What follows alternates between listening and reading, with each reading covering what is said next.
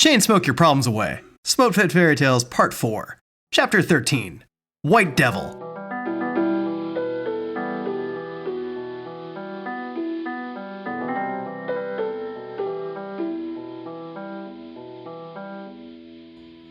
Thatch, Stockton, Mackenzie, and Chuck sat around the fire pit in the center of the barracks courtyard. The sky was salted with the litter of the heavens. Flames burned out of the broken pallets one of the Marines managed to acquire from the supply lot. Stockton got up every few minutes to stir the fire with a broken plank. Handfuls of Marines from each of the 4 barracks mingled around the pit. Some played cards at the tables, others shot beer pong. Chuck plucked at his acoustic guitar between cigarettes, fiddling around with licks but not actually playing full songs. Thatch sat beside Chuck, watching the fire. He didn't particularly care for large crowds unless he was in a certain mood, which that night he wasn't. He just sat back and sipped his rum. It was chilly out, but it was still better than sitting alone in his room watching TV. Mackenzie sat next to them, quietly sipping his beer. Stockton paced around the fire, poking the ashes and pushing the larger bits of the embers to get them burning. Goodie, Bobby, and Carla made their way through the outer crowd and stood by Stockton. What's up, Cassandra? Goodie nodded as he walked up. Not much. But don't call me that. Whoa, sorry about that. It's not a big deal. What's up with that? Literally no one calls me that, so it feels weird when people do. All right. So you guys got yourself a little fire going on tonight. Yep, it's a nice night out. It'd be a shame to spend it cooped up in a room. What's wrong with that? Bobby asked in jest. Nothing. Just not for me tonight. She stood up on the cement rim of the fire and poked the embers. What are y'all up to tonight? We've just been playing zombies. The World War III one, or the one about World War I? The World War I one. That caught Thatch's attention. That's a good game. He commented from behind them. Goodie turned around with his perpetual smile. Thatch thought the combination of his overly combed up hair and his never-ending smirk made him look like a douche. But that was superficial. He didn't really think he was that bad of a guy. You've been playing it? Yeah, I like how you only have guns that were around back then, so it's mostly melee because no one wants to bother killing zombies with a bolt-action rifle. Yeah, right? You ever shoot down the Zeppelin when there's like a zombie horde running at you and swipe half of them off the map that way? No, I just got the game a few days ago. I'm still on, like, mission 6. Oh man, you're not even that far into it. I know, but, you know, it's a good fucking game. He lit up a cigarette and offered one to Goodie. No thanks, bro. Suit yourself. Hey. A voice came from behind them. Thatch turned to see Simoom wearing jeans and a gray hoodie. Hey, what's up? Thatch gave her half a forced smile. Nothing. Just seeing what's going on. Okay. Thatch looked away from her and back to Goodie, who hadn't stopped talking about World War I zombies. But Thatch wasn't paying attention to what he was saying. He looked back to Simoom, but she had disappeared. He scanned around for her, but she was nowhere to be seen. He looked down at his drink, wondering if he was that drunk already. Nah, I'm not. He took another drag from his cigarette. Thatch waited for Goodie to get to the point of his story where it wouldn't be rude for Thatch to back away and slipped around the corner of the barracks and dialed up Simoom. It didn't ring more than twice before she picked up. Yo, what's up? Oh, not much. I didn't want to interrupt, and Goodie doesn't like me very much. The fuck does that mean? Thatch didn't want to be rude to her. You're never interrupting, and so? I guess we used to be friends, and I was just out there getting ignored. I'm being a big baby, but whatever. I have an early gym day tomorrow and some marine stuff. I'm just going to be responsible and go to sleep. Marine stuff? I have to finish my pre-qual test for Corporal's course. Hitting the sack then? Yeah. Okay, sleep pretty. I never do. I'm an ugly sleeper, I've been told. That's subjective, and who's watching? Creeps. Past boyfriends. That's kind of fucked up even if it is true. Why would they tell you that? Sounds like you like to date douchebags.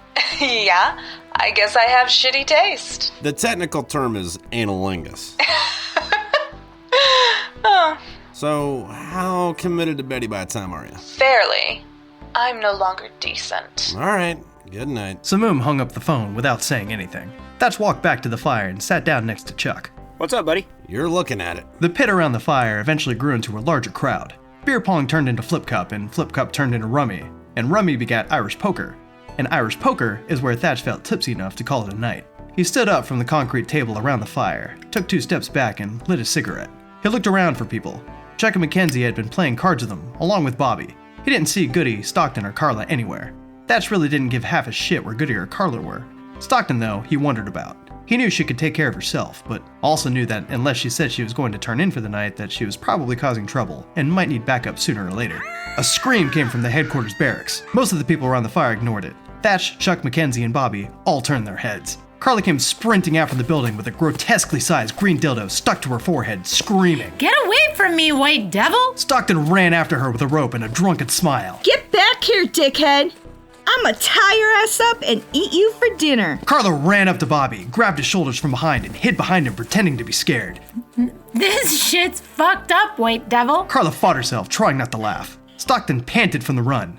She circled Bobby and Carla, keeping them in the center. If you don't come out from there, I'm just gonna have to tie you both up. Stockton! That grabbed her attention, but she didn't take her eyes off Carla. She hunched over, ready to pounce as soon as Carla made a move. How fucking drunk are you? Stockton kept her eyes on her target. I believe the answer is yes! So, you got it under control, babe? Oh, yeah! Stockton wiped her nose with her free hand and licked her lips. Carla started dodging back and forth behind Bobby until Stockton got impatient and lunged at the two of them. Carla pushed Bobby at Stockton with a laugh and sprinted in the other direction. Stockton pushed Bobby to the side and threw her lasso at Carla. The rope flew through the air and landed on the giant rubber dick sticking out of Carla's face. The rope grew tight and Stockton yanked it back.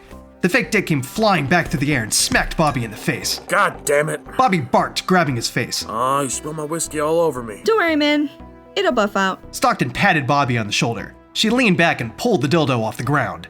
She held the prize over her head in triumph and declared, The big green weenie is mine! Carla jogged back to the group. Good game, white devil. Stockton, wearing a smirk, prodded Carla's stomach with the dick's head. Wanna go again?